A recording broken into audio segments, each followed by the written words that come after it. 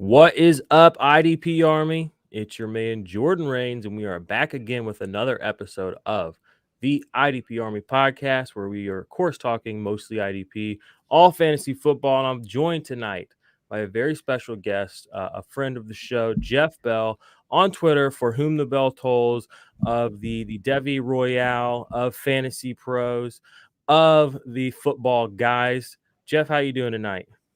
Fantastic, Jordan. Thank you so much for being here. I've seen you on Twitter. We've talked on Twitter, and so I'm very grateful for the opportunity to get in and talk on a live stream with you. Yes, sir. All right, we're going to hit this intro, and then we are going to pop it off. Check the mic and make sure it sound right, boys.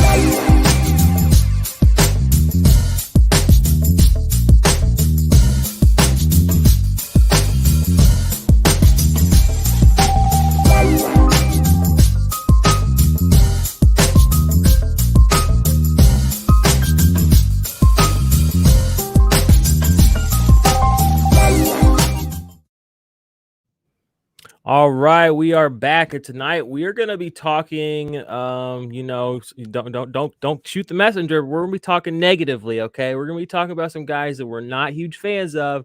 We're not trying to get on our teams. What's Paulie D say? Avoid the grenades. All right, we don't want you guys to come out of your fantasy draft with grenades. Fuck up your season. Jeff and I are going to tell you some of the guys we are fading this year. But before we get to that, Jeff, tell everybody. I know I saw you have an actual article series where you had some guys you were fading. You want to tell people where to find those? Yeah, so most of my written content has gone out through Fantasy Pros, and you just find me on Twitter at for whom J Bell tolls. You can find my links to Fantasy Pros through there, and then I just had a couple articles come out through Football Guys, a spotlight on Mark Andrews, and then a little bit of spotlight on Travis Etienne coming into the league. So some content there, written content, Fantasy Pros.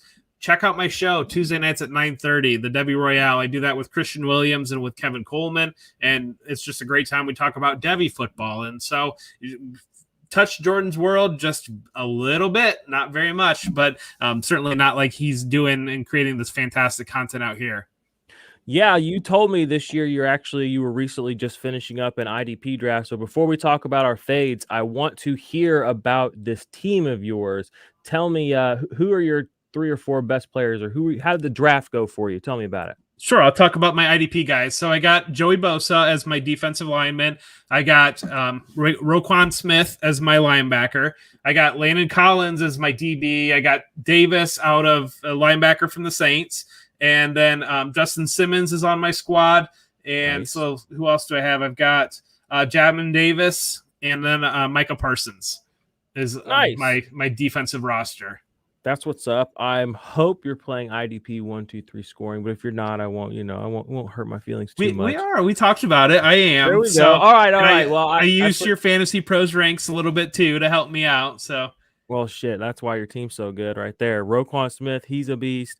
You said Bosa's a beast. Jamin Davis is another guy I've been rising on a lot. This kind of as the offseason process has continued on. And Justin Simmons, too. He's always, he's just a perennial top 10 guy, defensive back. I'm a huge Jabril Peppers stan, though. I usually try to leave my drafts with some JP. Okay. Yeah, yes, sir. I've obviously missed him, but hey, it's okay. You can probably trade for him because there's a lot of people in the IDP community that love to just dump on him for whatever reason. So if the other people are listening to that guy, then you swoop in and get that. All right, well, let's see here. We're talking fades, so we're going to be talking some guys that are probably going to be on some of your dynasty teams. That doesn't mean we don't like them in dynasty. We're just talking right now. We're looking at our draft season. We're doing our underdog drafts. Some of these guys are just a little too rich for our blood. Maybe we just don't like them at ADP, and maybe they're just guys we don't like. In fantasy football, I just don't like having players that I don't like on my teams. That's just kind of a general stance I have. So there's some players I just fade. Either they've been burnt in the past, or it's on a team that I necessarily don't like, or just whatever it may be. So we have a handful of guys here. I'm going to go ahead and start with my top guy, the guy I'll probably get the most hate for. But it's Jamar Chase. Right now, he's coming in at wide receiver 27. I just looked on Fantasy Pros half PPR consensus before this. And my reasoning is pretty simple on this. It's the rookie wide receiver thing. The last couple of years, we've been so spoiled with some really good rookie wide receiver production that we've kind of raise the bar for what that's going to be. And I feel like that can be said of Kyle Pitts and Jamar Chase, especially with T. Higgins and Tyler Boyd, two guys that have already shown they can do it. And with everybody calling for the increased usage of Joe Mixon, it just feels like Jamar Chase, even if he is the one or two, he still is just a rookie. And I know there is the rapport there, but I just have to say that, when push comes to shove, there are guys in that area, wide receiver 26. I mean, you're taking him over Chase Claypool. You're taking him essentially where you would take Brandon Ayuk. Tyler Lockett is in that area. These are known commodities. And you're telling me to take a rookie wide receiver. He's a fade for me. What are your thoughts on Jamar Chase at wide receiver 26? So my redraft concern is he didn't play football last year. And so we're kind of in some uncharted territory with the opt-outs last year. And certainly he was training, getting ready to go to the league, learning everything that he could, but missing that year. Not only that, I think T. Higgins is primed to break out. I think he's a special player, and we saw the glimpses last year, and it sounds like the practice reports he's there. I like Chase, but man, at that ADP, you're really counting on him to be your wide receiver 2 in a lot of builds, and that's getting aggressive on a guy that sat out a year and is going to be a rookie and potentially could be seeing the top defensive attention. Yeah, you're right. And to think, at wide receiver 26, you essentially have to play him week 1. I'm not ever confident playing a rookie unless it's a running back week 1, personally. It's risky. You know what I mean? Yeah. And to what you said, what the heck? He has sat out some time. Oh, TikTok, love it. All right, good, so you're all good. There's Jamar Chase for you guys. All right, you had Justin Herbert. Now this is gonna be a fun ride. Tell me why you're fading Justin Herbert. I saw in your article, I think at the point when you wrote that he was consensus quarterback 6. He's quarterback 8 now. Does that change your feelings at all? Yeah, that does change my feelings a little bit.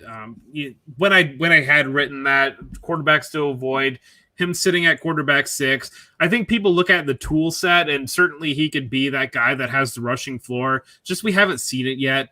And so he's going to be a second-year guy. He's going into a brand new offensive system, a new head coach, new offensive coordinator.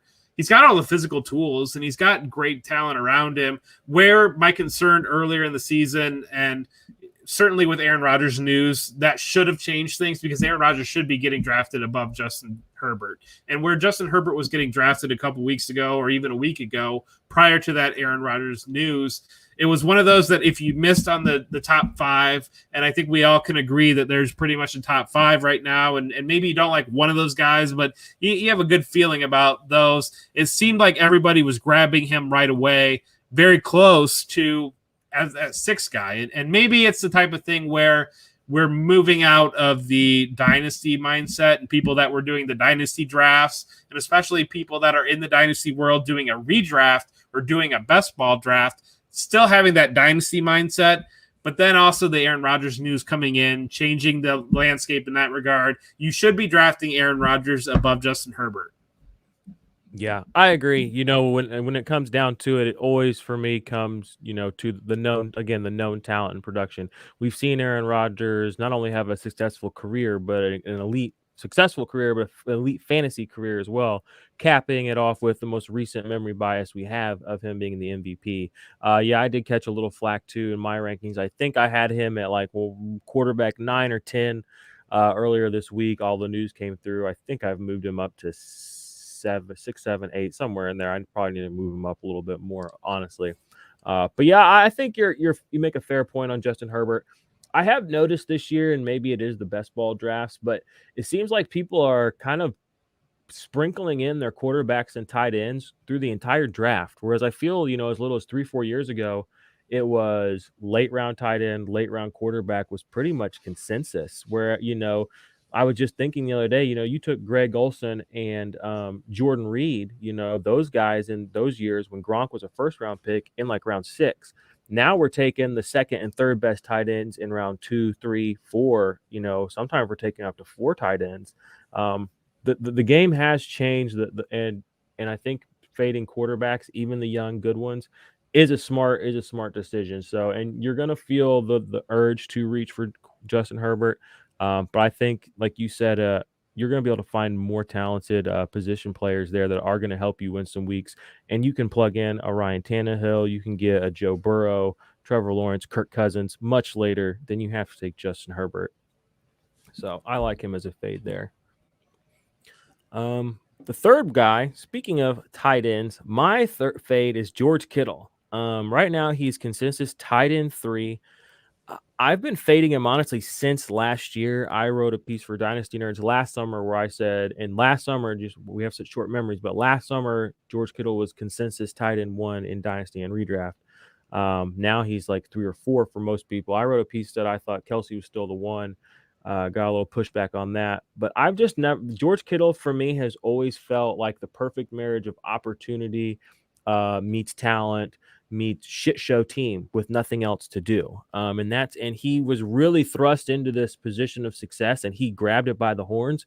But they've been building up that team the last year and a half. A lot of that time he has been out. He doesn't catch a lot of touchdowns. We already know that. We've seen 3-4 years of him just not do that. That's not part of his game.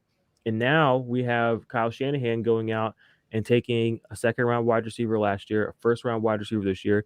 He's also been trying to get other receivers, Jalen Hurd, Dante Pettis. It's not for lack of trying to not force the ball to George Kittle.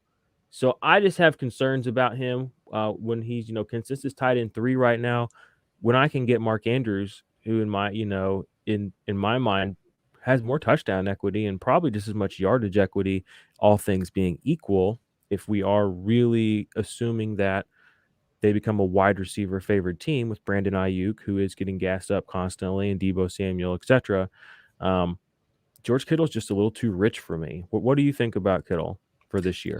I am completely on board with you, because I look at it as, who do you want the ball in their hands? You want the ball in Brandon Ayuk, and you want the ball in Deebo Samuel's hands versus George Kittle. George Kittle's solid after the run, but his injury history versus what these wide receivers can do if you get them in space and you scheme up. We saw how they used Deebo Samuel out of the backfield last year, get him the ball while he's moving, and he's able to take it upfield on wheels and things that are typically reserved for running backs. And so I look at this offense, you look at the playoff run in 2019, and they really phased George Kittle out of the offense then. And George, he was hurt, but they had so much success, and they made it all the way to the Super Bowl without featuring him. And I think it through the 3-4 playoff games that they were in, I don't know that he even crossed 100 yards through the entire length of the playoffs. And so it's one of those that if they're good, you're going to want to have them on the field. And so you're kind of, I would think as a coach, you're going to kind of scheme to be able to preserve that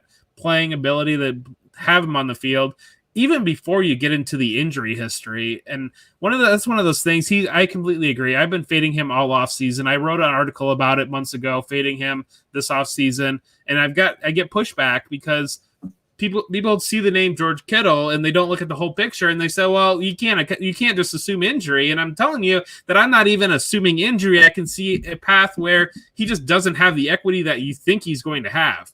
And I think you hit a great point with Mark Andrews. I feel like Mark Andrews' usage last year was absolutely insane at the end of last year. 35% of the passes through the end of last season were going to Mark Andrews. That offense was really flowing through Mark Andrews. And I see Bateman coming in, and Bateman can take some of that. I don't know that Bateman is going to be – and so, hopefully Christian's still watching, and I know Bateman is kind of his Justin Jefferson for this year, and I could see it, but at the same time, I could see it being those – easing him in and taking defensive attention away while Mark Andrews just eats over the middle of the field, because that's a lot of what they did last year to scheme Mark Andrews free. Once Boyle went out, they went to more 3 wide receiver sets, spread the field more so that they weren't doubling him in the middle of the field, and he was just feasting on guys. And so I think that's one of those that's an easy pivot down.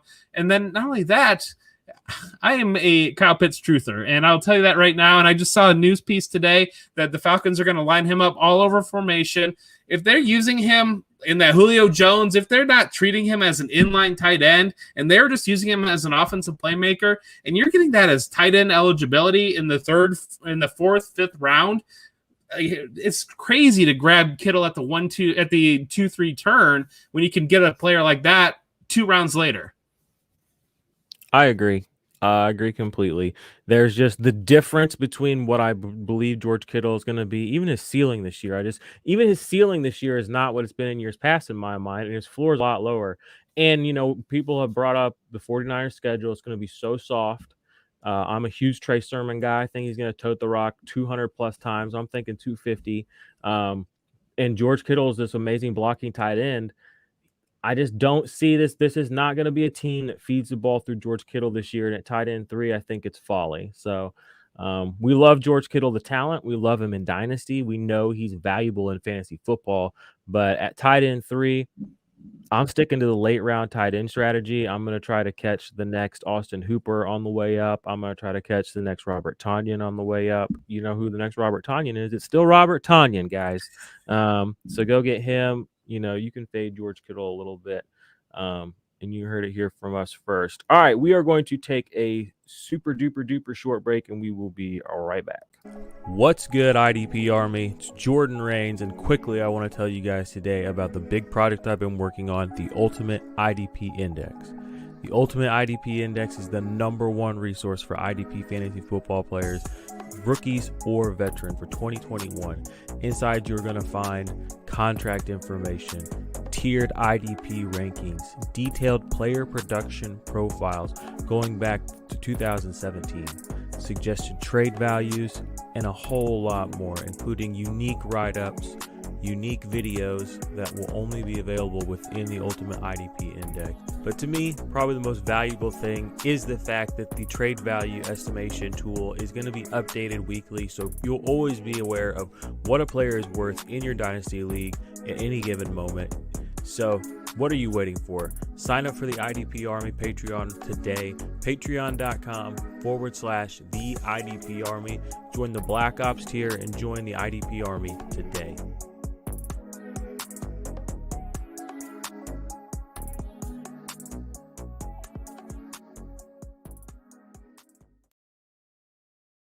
All right, we are back. Shout out to the Patreons. You guys go get the Black Ops tier, get in the Ultimate IDP Index. It's going to be dope in season. I got all kinds of updates in there that are going to be skewed towards, actionable stuff all week long, updated.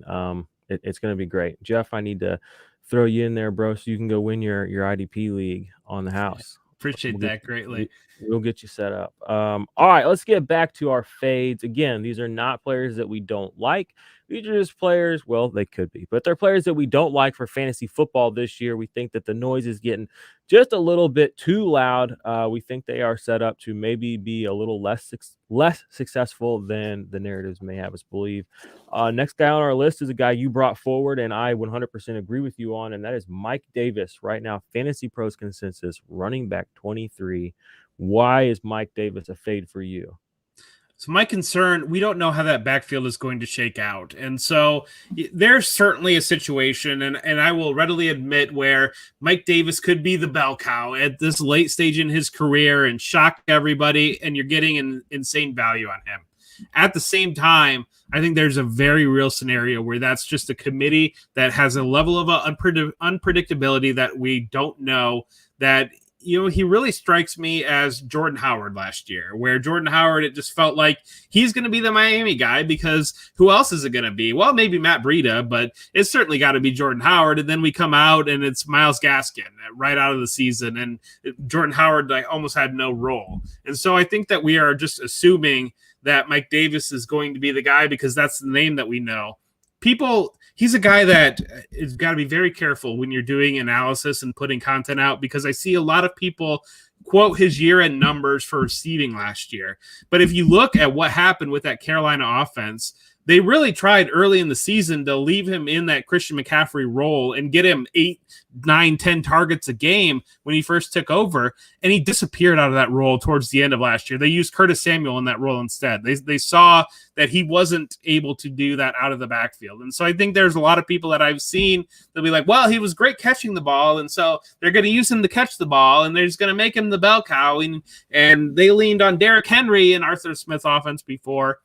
I don't know that they would have leaned on Derrick Henry quite so hard last year if Darrington Evans didn't get hurt, because they used the 3rd-round pick on him.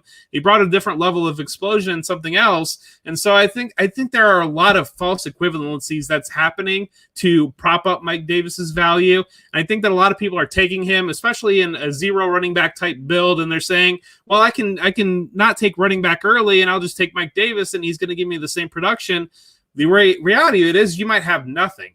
And I think that most often when I look at redraft, and the guys that burn you the most are going to be those guys in that 4th, 5th, 6th round range, like the Mike Davises, that we've known that over the course of their career that they are a replacement level talent, and we assume that they're stepping into this big role because we don't know that they're not. And so that is where you look back at last year. Mark Ingram was much the same thing, where we assumed, well, Mark Ingram's Mark Ingram, and he's going to have the main carries in Baltimore. And then all of a sudden he's gone, and he's just poof into thin air. And so I think that is the primary place that you could really get burnt, because you need to still hit that spot. And that's where you differentiate. I look at rosters last year that got Stephon Diggs or Darren Waller in those picks versus somebody that took a Mark Ingram in that pick. And I just worry about, this is not an upside play. This is, you're trying to, And so that's where I see it. I just think it's going to be more of a committee than what people realize.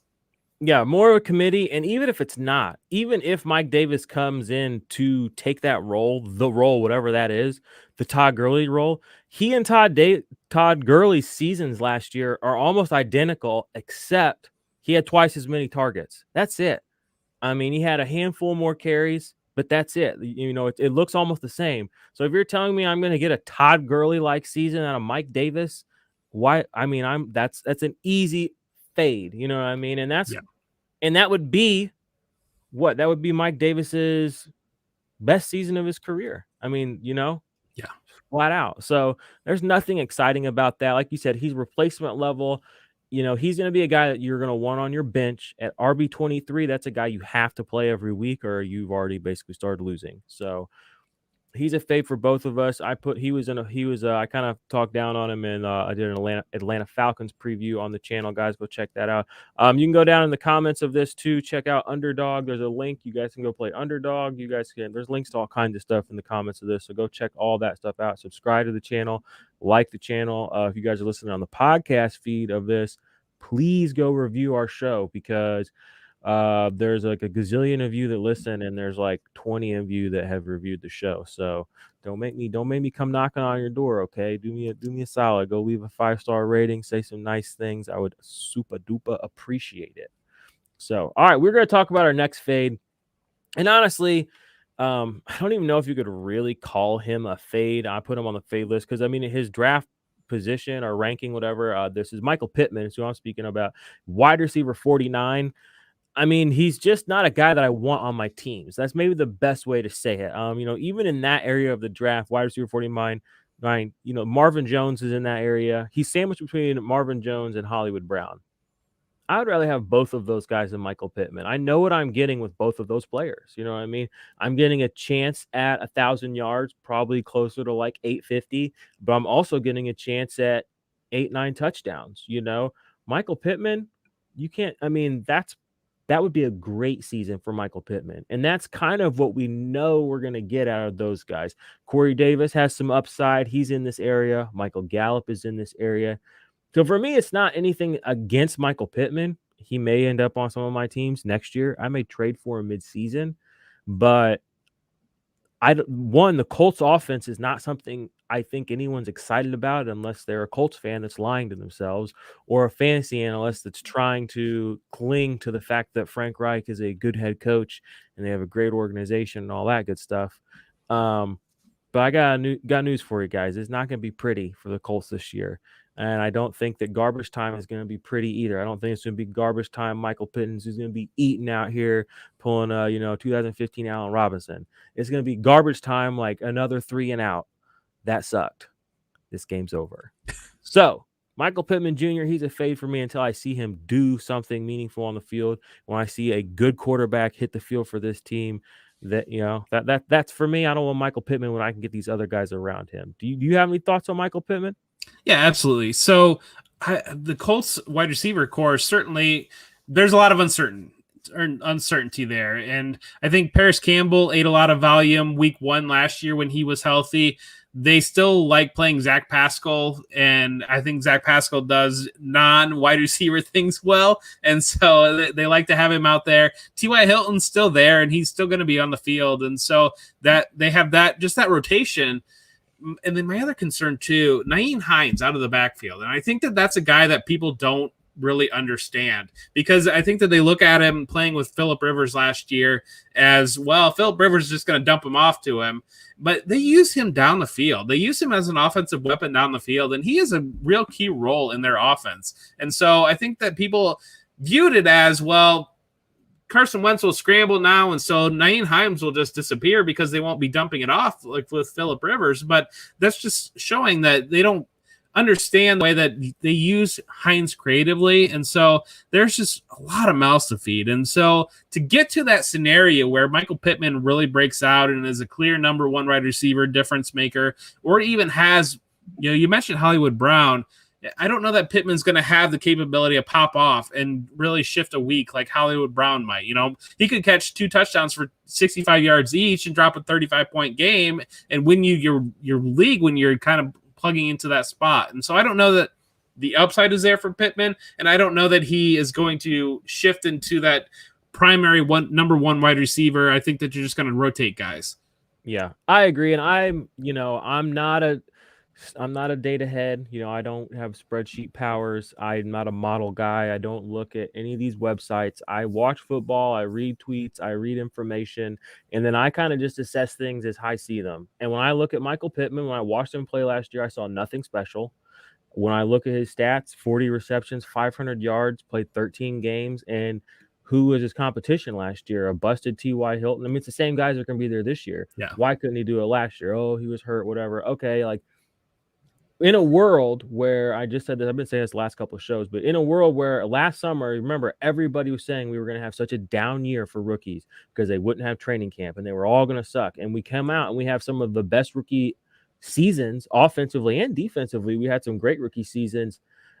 When these guys can do it and guys in the NFL are showing quicker and quicker that they either get it or they don't get it. When I see guys like Brian Edwards, when I see guys like Jalen Reagor, when I see guys like Michael Pittman, it's a tough sell. You know what I mean? When I see other guys who people touted as not as good as them, be better than them, I just have to think he's got it. You either have it or you don't. And I think in the NFL right now, that's kind of showing. And, Michael Pittman is just, I don't see the upside that I, even at wide receiver 49 there. I mean, I would never want to play him. Never. If I have to play Michael Pittman, I'm already screwed. That's kind of how I feel about it. So, and if I want to play Michael Pittman, I'm already screwed. So, I get it. Yeah. And he might prove us wrong, but Jeff, if I'm being honest, I don't think he will. So, all right, our next guy on this list. Oh my gosh, how are Myles Gaskin and Mike Davis both on here as RB23? I need to fix that real quick. But our next guy is Myles Gaskin. He was someone you submitted for this. Let me find out what his actual running back ranking is on Fantasy Pros real quick here. He is 22. No wonder they're right next to each other. Yeah. Probably just a typo. So, what do you not like about Myles Gaskin this year, or why is he a fade for you? Well, I think you can make the same case with Mike Davis for Myles Gaskin. And the reality of it is we're not quite sure how the offensive touches are going to shake out there. Chan Gailey is a guy that he always liked having a bell cow back, and Chan Gailey is gone. And the new offensive coordinator has already talked about using running back rotations. We saw Salvin Ahmed. He made plays when he came in. And we've seen Malcolm Brown. He's Malcolm Brown, but he's still steals work wherever he goes for some reason. And then, people want to get in on, maybe Lynn Bowden's taking some work out of the receiving work out of the backfield. There's just way more mouths to feed. And the other guy I want to mention too, Jared Dokes, coming in as the 7th round pick out of Cincinnati. He's a big physical runner. I just view the way that Atlanta views the running back position and Miami very similar, where if you guys not cutting it, they're going to go to the hot hand. They don't put value on using a high draft pick on bringing a running back in or signing a real big name in free agency. They're going to put the hot hand guy in there. And so I think that people Gaskin kind of was that last year, and when he came back from the injury, he seized the role again. But that was in a different offensive scheme. And so I think that what is happening with both Myles Gaskin and with Mike Davis are people are assuming they're kind of viewing them as the last safe running back too. And so if you're building your roster that way, I worry that you're getting yourself almost a false sense of security, and you're not backing yourself up properly, and you're kind of thinking it as, well, he's going to get all the work in Miami, so I'm safe there, and so I can just wait and not hit another running back in this position. And if you do that, you can get really burnt. Yeah, I am inclined to agree with you to a degree. I would say that I have a little bit more faith in Gaskin than Mike Davis, just because, and this is not to say that you're wrong, but Mike Davis, again, it's just we have so many years of him just kind of being like, meh. I didn't have Gaskin on any teams, but I remember kind of the very hopeful feeling a lot of Gaskin owners or managers rather had early in the season. I remember seeing some of those dynasty trades go through and being, thinking, well, what am I missing here? Because I think I was kind of missing something. I don't have a super strong opinion on Gaskin. I'm glad you brought him up. But with the way that the offensive pieces have been falling left and right in Miami, we might be looking at a situation where it might be kind of like last year, where he did get quite a few targets in the receiving game, which kind of, again, as I'm looking at it, 47 targets.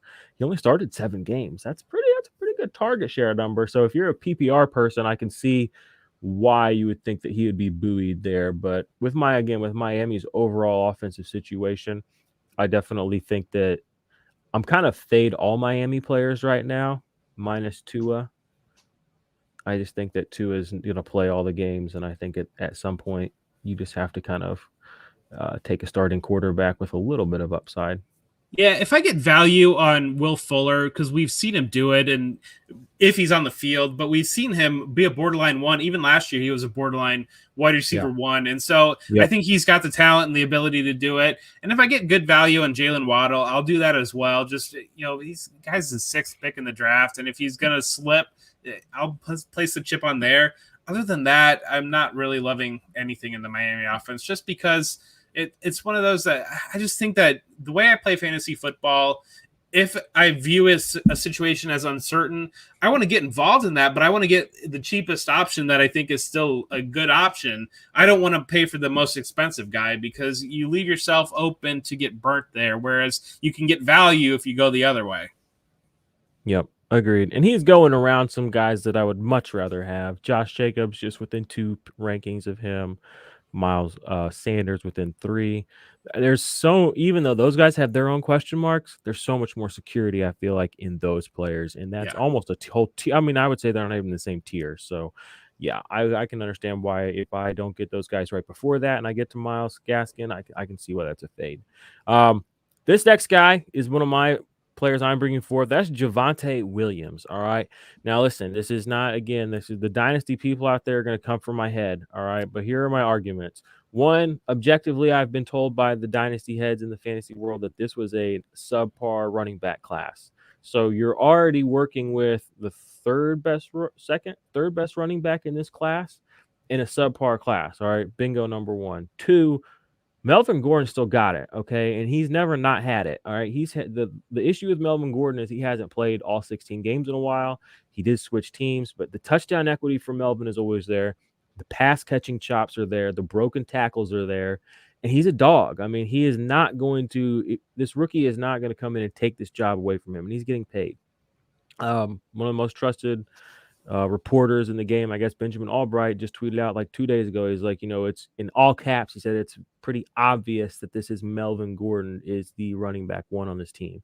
People, I've heard say, well, by the end of the season, he'll lose work to Javonte or whatever. That's fine. But I mean, even if you're completely honest with yourself, what is the best case scenario for Javonte Williams? I mean, is it J.K. Dobbins last year? You weren't super duper excited to necessarily start J.K. Dobbins all the time. And that's best case scenario. And I'm not saying that that's what's going to happen here. I think his season I just think that there's a little bit too much hopefulness there. At running back 29, I'm still more excited to take a chance on like a James Robinson who's going after him.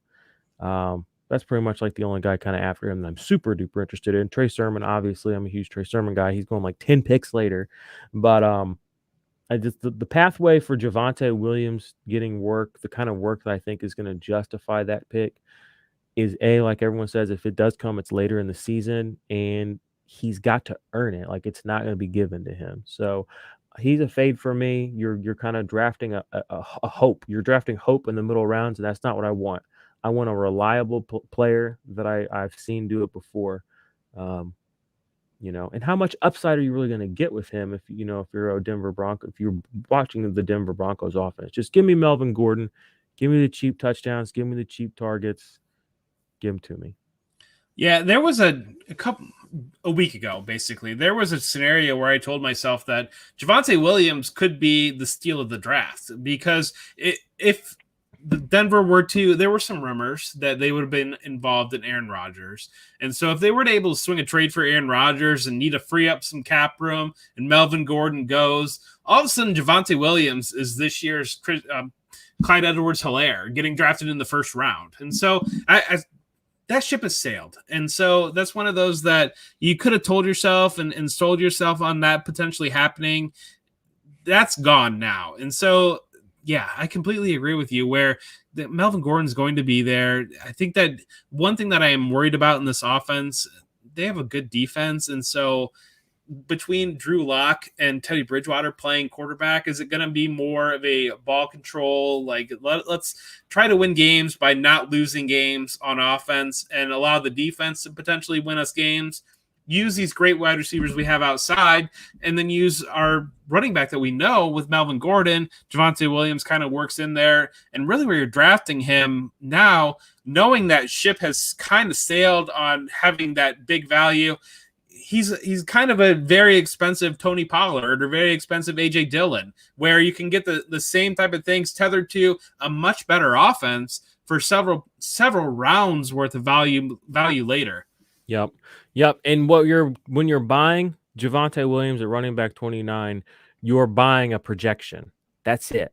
You take 5 picks before that, you get Kareem Hunt. You're buying a known commodity. 5 picks before that, who again is on a whole nother tier. He's led the league in rushing. We know he's got the chops. He's done it. He's on a team that wants to run first, etc.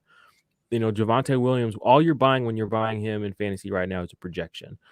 He could be a total bust. We don't know that. I'm not saying that's going to happen, but again, you generally want to take the known talent and the commodity. The most obvious scenario for me, with why I'm like Javonte Williams is not what you want him to be, is I remember drafting Derrick Henry after his rookie year and his second year too, when DeMarco Murray was there, and I was like, there's no way Derrick Henry doesn't take this job from DeMarco Murray. And then I proceeded to watch DeMarco Murray play subpar football all season long and still not lose his job to Derrick Henry. And I don't think that Melvin Gordon is going to play subpar football. So I just have a hard time believing that Javonte Williams is just going to come take all this work. Early in the season at RB29, I just in redraft, I have no real interest in him. Yeah, and I think too, are you even going to get him at running back 29 as from what I've seen, because it's one of those that everybody's kind of told themselves that Melvin Gordon is cooked, and especially if you're in the dynasty community, you're not going to be drafting an older running back. So if people are telling themselves, well, Melvin Gordon's cooked, I'm going to get Javonte Williams, and he's going to be the explosion rookie that's going to change the values. And again, I said I saw a scenario where that happens, but I think that ship has sailed, absent Denver getting involved and trading for Deshaun Watson and having to cut Melvin Gordon because of that. Otherwise, I just don't. Again, I think you hit great points there. Yeah, and Melvin is only 2 spots before that. So again, another known commodity, the actual guy who has this job. You don't have to take him 2 running back spots before Javonte Williams. Like at the cost, just again, give me what I know. Give me who I've seen do it before. And right now at Fantasy Pros consensus, running back 27. I mean, I've been looking at Fantasy Pros consensus rankings, and I'm getting a headache with some of these guys' rankings. That's crazy to me that he's that low. Trey Sermon, y'all should be ashamed of yourself down there at running back 38. Shame on y'all. All right, tell us why to fade Dallas Goedert at tight end 7. Tell the people what they need to know. Zach Ertz is an Eagle. It's been one of those things like every single, hey, they're going to trade him at the draft. They're going to trade him in free agency. They're going to trade him the moment that they can. They're going to release him when camp opens. They're going to release him after June 1st.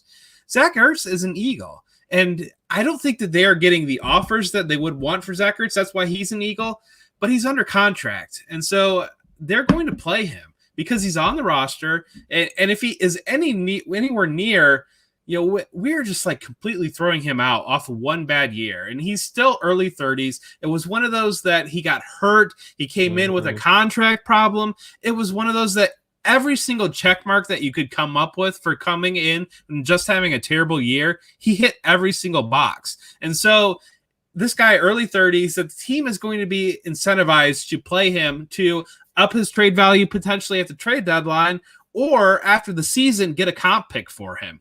And so they're not going to sit Zach Ertz and just leave him on the sideline and play Dallas Goedert. And that's what you need to happen. If you're drafting Dallas Goedert at tight end 7, you need him to be the starting tight end for the Philadelphia Eagles and really eating a lot of volume off that offense. And so when I look at where Zach Ertz is currently being valued, I almost look at, I think the Eagles might be the situation where we're just wrong with our projections on the targets, because taking him out of projections or valuing him in like 16th, 17th round that I've seen in some of the drafts that I've done recently seems wild to me. That, yeah, he's older and certainly he got hurt last year, and certainly guys can fall off the cliff, and he very well might be a case where he just can't play anymore. And that's fine, but I'm not going to invest on tight end 7 Dallas Goedert on that being the case. Whereas, again, I think you could have a very real case where he just had one bad year.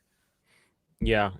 Tight end 7 is rich, especially when, we have questions. I mean, the quarterback's going to be good for fantasy. Let's move past that. Is he going to be good for the people on this team or himself for fantasy? Yeah. And, does that trickle down to the tight end too? Pass catching option, 3, 4? I mean, is Jalen Hurts going to be that prolific that Dallas Goedert is a top 8 tight end? No. This has got Hayden Hurst written all over it for me. That's way too high for Dallas Goedert. I agree with you 100%. I don't have any more fades. I have a couple of guys for the people that are watching that I think are going to be helpful for you to win your championships. I'll just rattle them off. Obviously, I'm a huge Trey Sermon guy. I'm way above consensus on him. I think there's a legitimate chance, again, that he gets 300-plus touches. He's got a soft-ass schedule. Raheem Mostert has one 100-yard rushing game in the NFL. He's been in the NFL 5 seasons. He's been on the San Francisco 49ers, all of them. Matt Breida had like 20 starts with Raheem Mostert bumping around. JaMychal Hasty's had like a dozen starts. Basically everybody on the team except Raheem Mostert got started until they all got hurt. Then Raheem Mostert got some starts, and then they drafted Trey Sermon. Go look at what Kyle Shanahan did with Alfred Morris, Devonta Freeman, and Carlos Hyde when he rolled into town with San Francisco. 225, 230 carries, 70 targets for Carlos Hyde. Turned him into RB13, I think. Trey Sermon is way too cheap right now. And then my other guy is Austin Hooper. He's going to probably get 90 targets at tight end. And people are out here drafting Juanu Smith and Hunter Henry, guys that are going to get 50, 60 targets maybe. Adam Troutman, he's probably going to get 35, 40. And people are just letting Austin Hooper go completely undrafted right now in a system where Stefanski, the first thing this guy does, is goes out and gets another great tight end because he wants to use him. He still managed to get 70 targets last year after he had meniscus surgery. So those are two players I think can help people win championships at their ADP right now. You got anybody that you're like kind of stocking up on? Because I've been stocking up on both those guys all off season. Well, I feel like you just all of them. You just slit my throat before we even got started there, because Jonnu is a guy that I really like, where I think he's going to be the featured piece of that New England offense. They spent all the money on him in free agency. We've seen him be productive. We saw through the first month of last season, he was a tight end 5 when they were going through him with AJ Brown out of the lineup. And so I view him as a guy that they're going to move all over formation and scheme up ways to be the number one receiver for the Patriots. And if you're going to get a tight end late, that is going to be, you can tell yourself is going to be the number one receiving option for an offense. I don't care if it's Cam Newton throwing them the ball. He's going to get value and he's going to repay his ADP. And so that's a guy that I agree with your case on Hooper. And that's a guy that I've been grabbing late. He's been going too late, but Jonnu Smith has been a guy that I've really targeted all off season and loaded up on. Can I play the devil's advocate with you for just a moment? Yeah, man, absolutely. All right, so why Jonnu? I'm assuming if you're pro Jonnu, you're pro Jonnu over Hunter Henry. Mm-hmm. Now, my question is, Hunter Henry, I'm old enough to remember. I've been playing fantasy long enough, guys. I remember when Hunter Henry was around before O.J. Howard, and I remember when O.J. Howard was around before Hawkinson. I remember when Hawkinson was around before Kyle Pitts. There's always one. There's one every year, okay? There's a unicorn tight end every year. Don't let them tell you there's not. Hunter Henry was that guy for a minute. Evan Ingram, he was another one. 93 targets last year, 76 the year before, both abbreviated seasons. We know his pass catching chops are there in a way that Jonnu's, yet while he was was a useful fantasy producer, still, and I guess the offense was less pass heavy, etc. But he still didn't command those kind of targets, and he hasn't really ever been billed as like the next Gronk type of pass catching tight end. What's your level of concern that Hunter Henry ends up being the more favored tight end here? Well, first I'm going to say follow the money. And they signed similar contracts, but they gave Jonnu, I believe they gave him an extra year or two. But more importantly, they signed him first. They signed him right away, and they made sure that he got done. And then they followed up and got Henry afterwards. And that tells me that he was the guy that was prioritized because they have the specific role in mind. I just think that athletically he's more gifted than Hunter Henry. I think, yeah. But the thing of it too is, depending on how you're playing tight end, if you're going late tight end, they're landing in a spot where you can take them both, and however it plays out for you. And I know I'm old enough. You talk about old stories. I'm old enough to remember way back in the day when Rob Gronkowski and Aaron Hernandez were the primary receiving options for the Patriots. And if you took both, because there was so much buzz about these young guys in camp having this role and running 12 formation, I had friends, I had teams that I took both of them on, and they were legitimate flex plays. And I don't think that Henry or Jonnu would get to that point, but you are doubling down, you're backing up, and so it is landing late enough that you can afford to do that if you don't take a tight end earlier, and that's kind of your path to get into the tight end. And I've done it in a couple best balls where I've just taken both of them because that's where the value is fallen.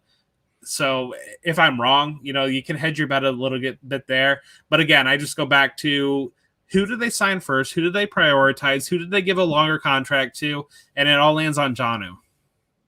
Fair. Yeah. And our peers reflect that in the Fantasy Pros consensus. He is tight end 14. They have Hunter Henry at 17. So yeah, I guess that's compelling. In my mind, don't have either of them, but I have been just kind of subconsciously, I guess, favoring Hunter Henry, but you follow the money. And I'm a big I'm a big fan of, the quantitative and qualitative parts of fantasy football analysis. I know Dave put out a tweet. Dave's always out here putting out these crazy tweets, but he got one yesterday. What was it? And I mean, it made sense. It's like fantasy is not just a numbers game. He's like, and I saw he got some flack, and I don't know if he necessarily articulated it as perfectly as he wanted to, but I definitely got the message. And it's easy to hide behind the 0.6% of the time, 60% of the time this is right, because this time it was wrong. It was still wrong. There is quantitative and qualitative analysis that goes into this game. The best people do both. And, I feel like, especially on Twitter, it's so easy just to put up a spreadsheet, put up a list of numbers, and not necessarily that stuff is easy, but it's easy to put that up and say, this is my reasoning. And it's justified because I created this thing that says it's justified. There is reading between the lines. There is, there's nuance to this game. And some of the best people that do fantasy analysis are the ones who are able to, I call myself like a curator. Like I'm just constantly soaking in information, I'm filtering it, and then I'm just pushing it right back out to my audience, my people that listen to me. And I'm just saying, this is what, after I look at all this stuff and it goes in one ear and out the other, this is what I see. So it's good information on the Hunter and Juanu thing. And yeah, I mean, I think I'll probably have to go mess with my rankings a little bit, because you're right. Follow the money, and Juanu has backfield appeal, or he has some good runs. He's a good run after the catch guy too. So if they're on this team that's Cam Newton's our quarterback, it's probably going to be a little goofy, So I can imagine. Yes. It wouldn't shock me if we end the season with Juanu Smith with like 40 carries. So. Well, yeah, there's something crazy where he sneaks in 4 goal line touchdowns. Yeah, exactly. and something like that. Especially, we see tight end can be so clustered. It just feels like the value that he's landing, relative to the guys around him. I can tell myself the story where he's a top 5 tight end a lot easier than a lot of the other guys that are going around him. And yeah. Dave's tweet was great. I am of the belief that fantasy football is not quite as hard as we make it sometimes.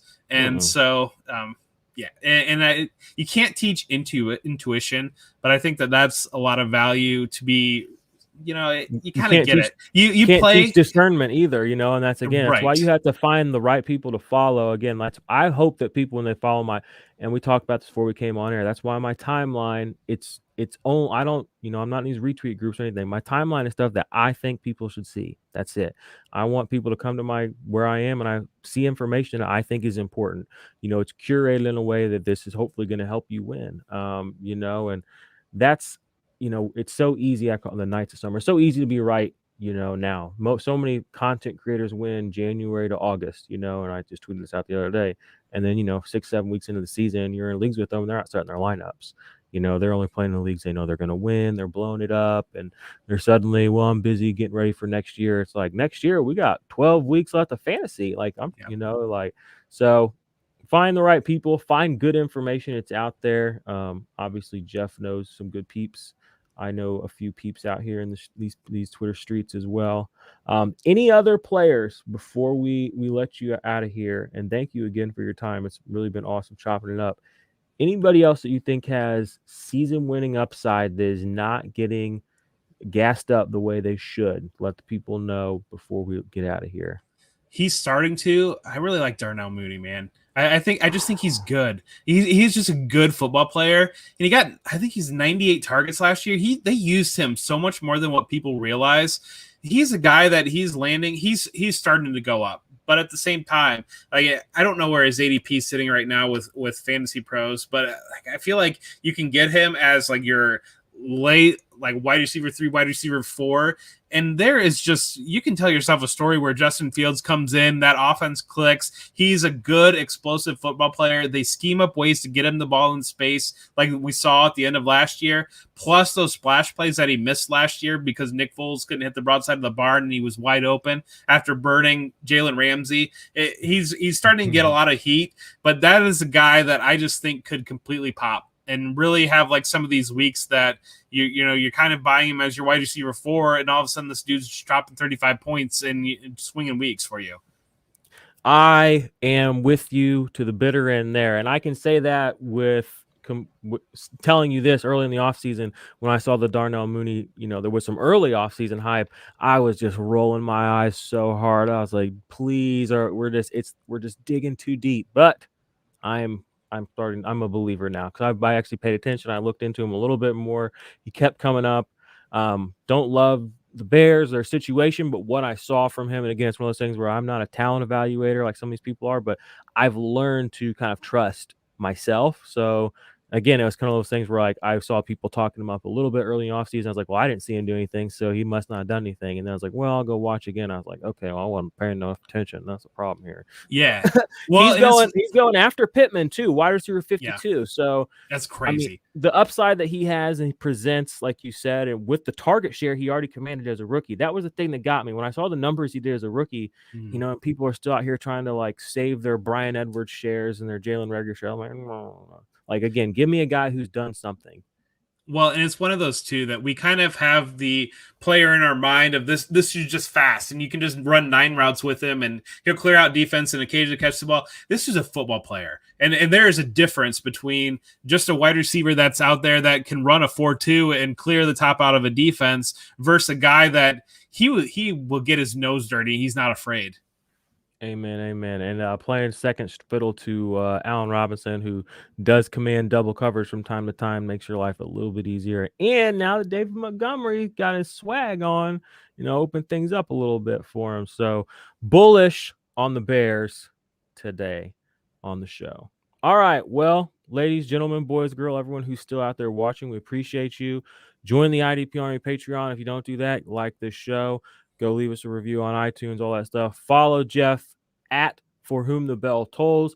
Listen to his Devy shows. Read his articles on Fantasy Pros and Football Guys. Jeff, any last words before we roll out?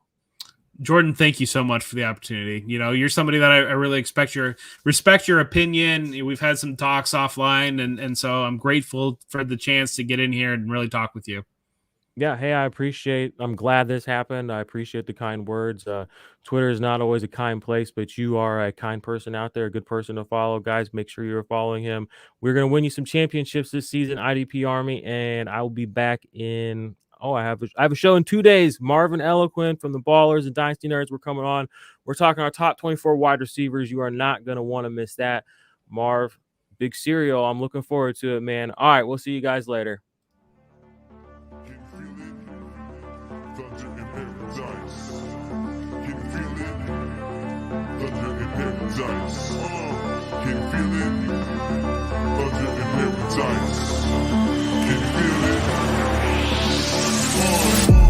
Let the rain hit the sand. Build a house on a rock, got a plan. Gotta get stocks, keep them bands. Hear the clock tick, blades on the fan. Used to be mundane on a Monday. Now you have fun day on a Sunday. Cause you switching it up and you living it up. You ain't getting enough.